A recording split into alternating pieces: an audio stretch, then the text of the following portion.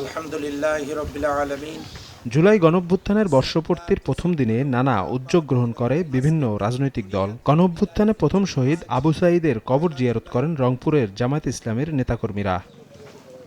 এদিন মাসব্যাপী কর্মসূচির অংশ হিসেবে রাজধানীর পুরানা পল্টনে জুলাই বিপ্লবের শহীদ ও আহতদের জন্য দোয়া অনুষ্ঠানের আয়োজন করে বাংলাদেশ জামায়াত ইসলামী। প্রধান অতিথির বক্তব্যে দলটির নায়েবে আমির সৈয়দ আবদুল্লাহ মোহাম্মদ তাহের বলেন, সংস্কার ও বিচার দৃশ্যমান না হয় অনেকে জুলাইয়ের সফলতা নিয়ে শঙ্কিত।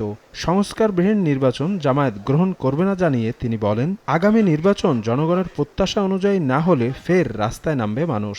কারো কারো মনে বেশ সংশয় তৈরি হয়েছে যে কি এই আন্দোলন ব্যর্থ হয়ে গেল কিনা। আগামী নির্বাচন সুস্থ হইতে হবে, সঠিক হইতে হবে, নিরপেক্ষ হইতে হবে, লেভেল প্লেইং ফিল্ড পূর্বান্নেই এটাকে নির্ধারণ করতে হবে, নিশ্চিত করতে হবে।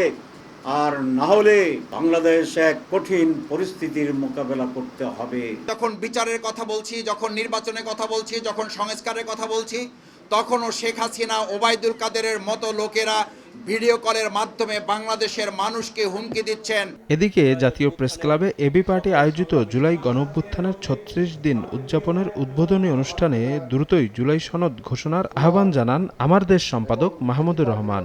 রাষ্ট্রীয় সংস্কারে বাধা দেয়া জুলাইয়ের চেতনা বিরোধী বলেও মন্তব্য করেন তিনি। জুলাই শহীদদের ভুলে গেলে আমাদের তো অস্তিত্বই থাকবে না, জাতি হিসেবে আমরা অস্তিত্বহীন হয়ে পড়ব।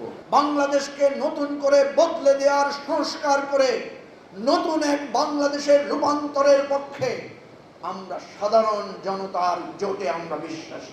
ঢাকার রিপোর্টার্স ইউনিটিতে জুলাই গণঅভ্যুত্থানের বর্ষপূর্তির আলাদা অনুষ্ঠানে যোগ দিয়ে গণ অধিকার পরিষদের সভাপতি নুরুল হক নূর গণহত্যার বিচারে জোর দেন। বলেন, উপদেষ্টা পরিষদ পুনর্গঠন করে রাষ্ট্র সংস্কারের জন্য অবিলম্বে জুলাই সনদ ঘোষণা করা প্রয়োজন। এই জুলাইকে মানুষকে ভুলতে দেওয়া যাবে না।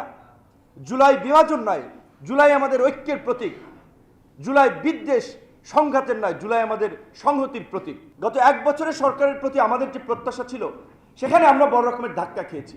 এদিকে জুলাই গণঅভ্যুত্থানে প্রাণ হারানোদের রুহের মাগফিরাত এবং আহতদের দ্রুত সুস্থতা কামনা করে জাতীয় মসজিদ বাইতুল মোকাররমে বিশেষ দোয়ার আয়োজন করে ইসলামিক ফাউন্ডেশন।